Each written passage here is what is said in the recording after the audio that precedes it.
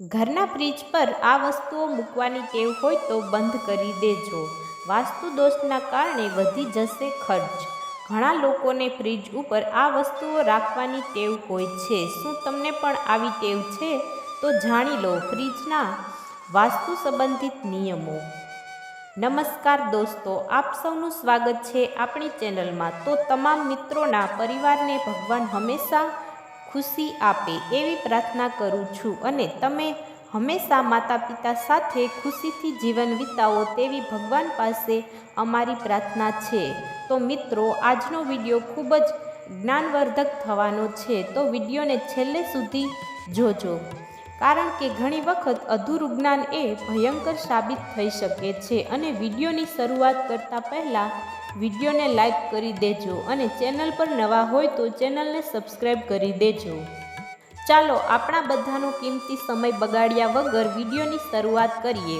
પૈસા અને સોનું વગેરે ક્યારે પણ ફ્રિજની ઉપર રાખવું ન જોઈએ. વાંસના છોડને ક્યારે પણ ફ્રિજની ઉપર રાખવું જોઈએ નહીં.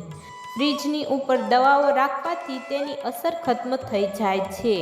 લોકો ઘણીવાર અજાણતામાં કેટલીક એવી વસ્તુઓ ફ્રિજમાં રાખી દે છે જેને ખાવાથી તેમને ભવિષ્યમાં પૈસાની ખોટ સહન કરવી પડે છે. આવો જાણીએ ફ્રિજમાં વાસ્તુ સંબંધિત નિયમો.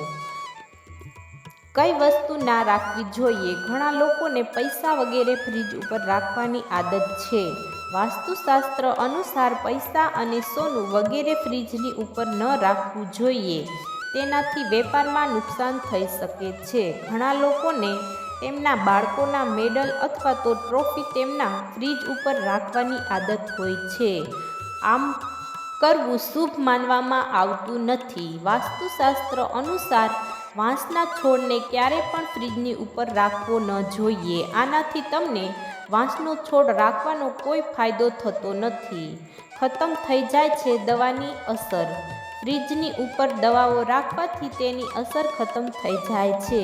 વિજ્ઞાન પણ આ હકીકત સ્વીકારે છે. ફ્રિજમાંથી નીકળતી ગરમી દવાઓ પર અસર કરે છે. ફ્રિજને કઈ દિશામાં રાખવું તેના વિશે જોઈએ. ફ્રિજને હંમેશા દિવાલથી ઓછામાં ઓછા 1 ફૂટ દૂર રાખવું જોઈએ.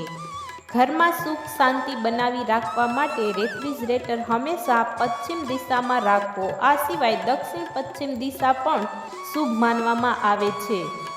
તો ચાલો દોસ્તો, જો તમે ચેનલમાં નવા હોય તો અને આ વિડીયો તમને પસંદ આવે તો આપણી આ ચેનલને સબસ્ક્રાઈબ કરી દેજો. આપણે આવા વિડીયો સાથે પાછા મળીએ. તો તમામ મિત્રો અને તમામ મિત્રોના પરિવાર હંમેશા ખુશીથી જીવન વિતાવે એવી ભગવાન પાસે પ્રાર્થના કરું છું. તો હવે નવા વિડીયો સાથે પાછા મળીશું. આભાર મિત્રો.